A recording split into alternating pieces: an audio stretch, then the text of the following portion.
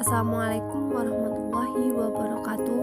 Perkenalkan, nama saya Viola Primananda, NIM 200103108 dari kelas 1A D3 Teknik Listrik. Di video kali ini saya akan menjelaskan tugas pertemuan 13, yaitu tentang ruang berdasarkan zona bahaya kebakaran dan ledakan. Yang pertama adalah ruang khusus, adalah ruang dengan sifat dan keadaan tertentu, seperti ruang lembab, ruang berdebu, ruang dengan bahaya kebakaran dan ledakan, atau ruang yang memerlukan pengaturan lebih khusus untuk instalasinya. Instalasi khusus adalah instalasi listrik dengan karakteristik tertentu, sehingga penyelenggaraannya memerlukan ketentuan tersendiri, misalnya instalasi derek, instalasi lampu, penerangan tanda dan bentuk, dan lain-lain. Jenis ruang khusus: yang pertama ruang kering, yang kedua ruang kerja listrik, yang ketiga ruang kerja listrik terkunci, yang keempat ruang berdebu, yang kelima ruang dengan bahaya kebakaran dan ledakan gas, yang keenam ruang dengan bahaya kebakaran dan ledakan debu, yang ketujuh ruang dengan kebakaran serat, yang kedelapan ruang dengan gas, uap atau debu, yang kesembilan ruang lembab dan basah, yang ke-10 ruang sangat panas, yang ke-11 ruang kerja kasar, dan yang terakhir ruang radiasi. Ruang dengan bahaya kebakaran dan ledakan. Instalasi listrik di lokasi dan ruang yang digolongkan berbahaya karena di situ terdapat atau mungkin terdapat campuran udara dan gas, uap debu atau serat yang mudah terbakar atau meledak. Ruang dengan bahaya ledakan diklasifikasikan dalam zona berdasarkan frekuensi terjadinya dan lamanya keberadaan gas ledak dalam atmosfer sebagai berikut.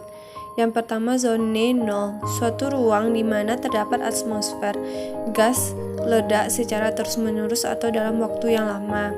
Yang kedua, zona 1 adalah suatu ruangan di mana mungkin terdapat atmosfer gas ledak dalam operasi manual.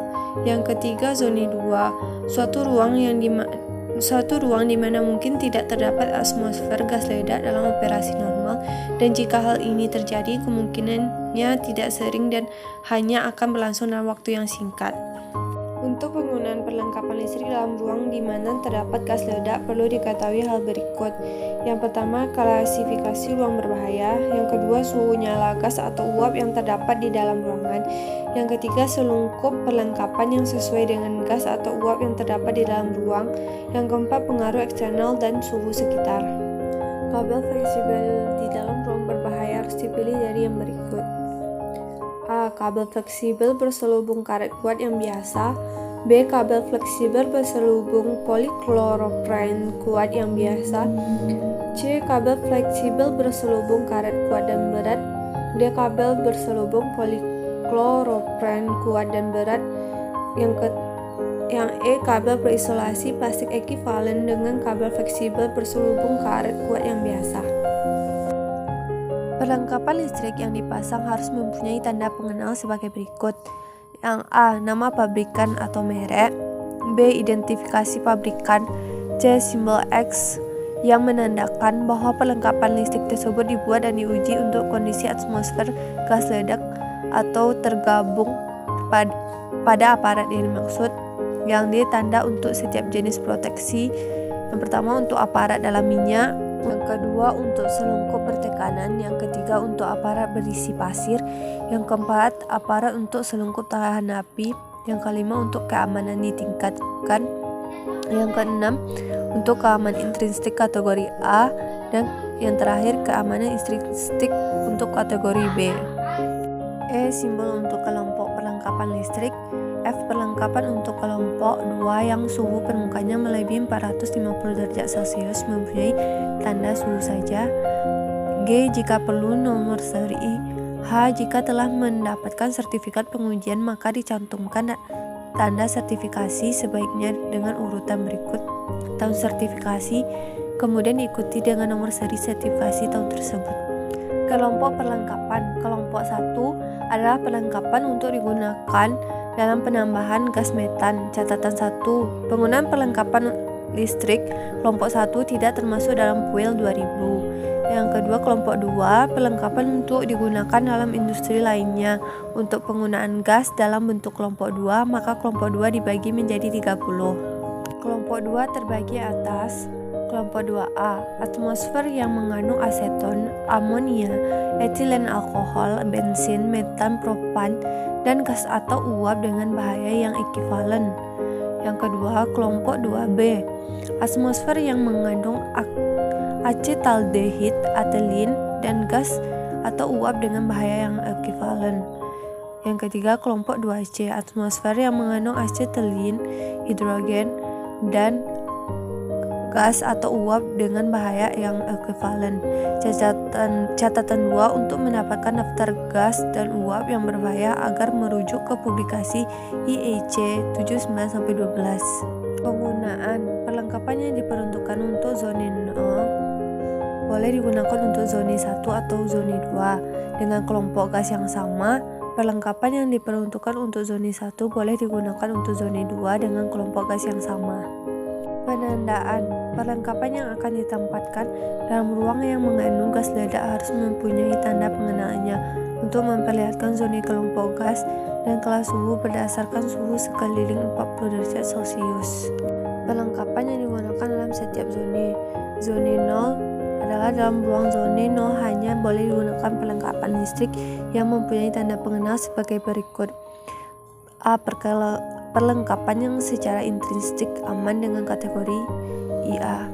B. Perlengkapan lainnya yang khusus didesain untuk digunakan dalam zona 0. Listrik untuk zona 0 dan atau perlengkapan dengan jenis yang mempunyai tanda sesuai jenis perlindungan keamanan sebagai A. Berselungkup tahan api. D. Lihat IEC 79-1. Berselungkup bertekanan. P. Perlengkapan berisi pasir, perlengkapan dalam minyak, perlengkapan keamanan yang ditingkatkan. Keamanan intrinsik. IEC adalah International Electrotechnical Commission. Zona 2 adalah dalam ruang zona 2 boleh dipasang perlengkapan listrik sebagai berikut. A. Perlengkapan listrik untuk zona 0 dan zona 1 atau perlengkapan listrik dengan selubung bertekanan untuk zona 2 atau perlengkapan listrik khusus yang didesain untuk zona 2 misalnya jenis proteksi N. D. Perlengkapan listrik lainnya sesuai dengan standar lainnya yang dalam operasi normal tidak menimbulkan busur api atau penyalaan yang dapat memanaskan permukaan. Tanda. A. Nama pabrikan dan atau merek.